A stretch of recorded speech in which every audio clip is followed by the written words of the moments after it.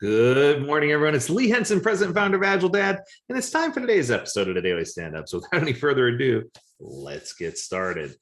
Today, I wanted to talk to you about the importance of having a sprint goal. Now, what's interesting about this is that many people, or many organizations, I should say, teams, don't necessarily understand how the sprint goal ties into everything that we do. Yes, I did say everything. In fact, I would argue that the sprint goal isn't just the heartbeat of Scrum, but it's almost like the common denominator that ties all of the events, all of the Scrum events, all of the 5 events together. So I wanted to give you a quick example of each one, and I wanted to talk to it so that you could see how this all just kind of fits together like a great puzzle, right? Because it does. If you can nail your sprint goal, that's going to give you just some incredible leg room to do some other amazing things. So let's talk about the sprint first, right? So that's the first of the Scrum events we're going to talk about. So the time box during which the development team attempts to build a product increment to achieve the sprint goal. That's the definition of a sprint, right? So whether you're doing 2-week sprints, 4-week sprints, 1-week sprints, I don't care. It's just that sprint is the time box period where the goal is the sprint goal. So it makes sense that it would tie in there, right? What about during sprint planning? This is where selecting the product backlog items and creating a plan to meet the sprint goal is crafted. That's what the whole meeting is for, right? So it's one of these things where if we're trying to meet the objective of the meeting, then a sprint goal should be the outcome. What about a daily stand-up or a daily scrum? That's where we optimize the probability of us reaching that sprint goal. And we talk about what we need to do to pivot, adjust, and to avoid impediments or outside interruptions so that we can meet the sprint goal. What about the review? This is where we gain feedback from all the stakeholders on a current product increment that we're building so that we can see how close we are to meeting the sprint goal and what we need to do to meet the next sprint goal so we can establish ourselves and to get to where we need to be. Finally, in a retrospective, when we're inspecting what we did last sprint with regard to people, relationships, processes, tools, other things that are going on, the sprint goal actually plays a pivotal role here too, because as we reflect on the overall process, part of that reflection should include our sprint goal and whether or not we met our objectives, and to make sure our sprint goal was understood and that communication was there and collaboration was there and all the tools that we needed to be successful were present. So interestingly enough, the sprint goal fits in every single one of the events. I mean, you're only allowed to make changes during a sprint as long as your sprint goal is not at risk. So the only reason for ever canceling a sprint is if a sprint goal becomes obsolete. So if you use that as your, how shall I put it, litmus test to see whether or not sprint goal is important, you'll learn quickly that the sprint goal dictates which changes are allowed and whether a sprint's still relevant or matters. I mean, I think that makes it pretty relevant, right? I think that makes it pretty important. In fact, one would go as far as say, and I read this in an article recently, they said Scrum loses its purpose without sprint goals. And I think that makes sense, right?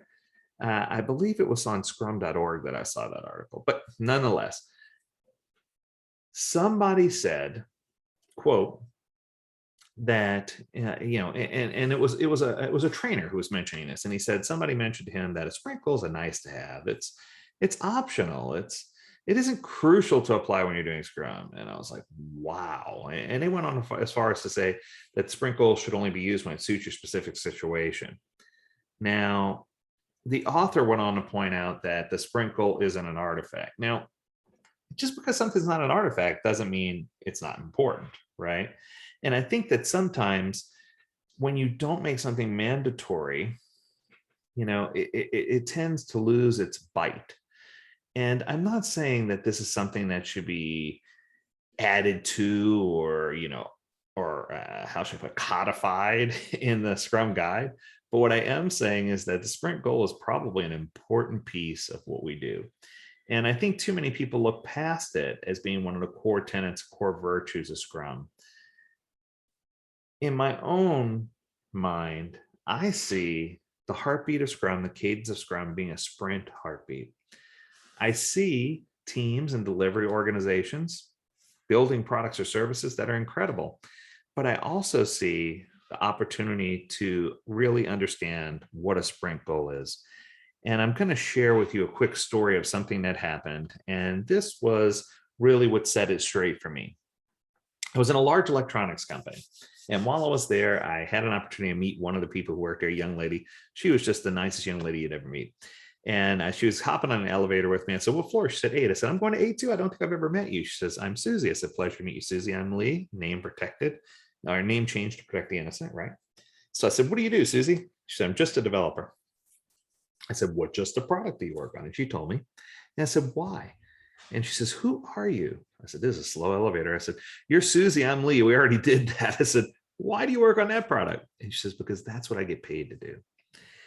And the more I thought about it, how many people are in organizations where they're surrounded by people who are just there because it's what they get paid to do?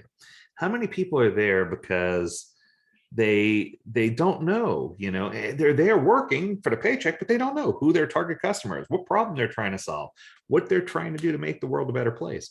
And it throws me for a loop when I see people who are that disconnected, right? But the unfortunate part is that it's more common than you think.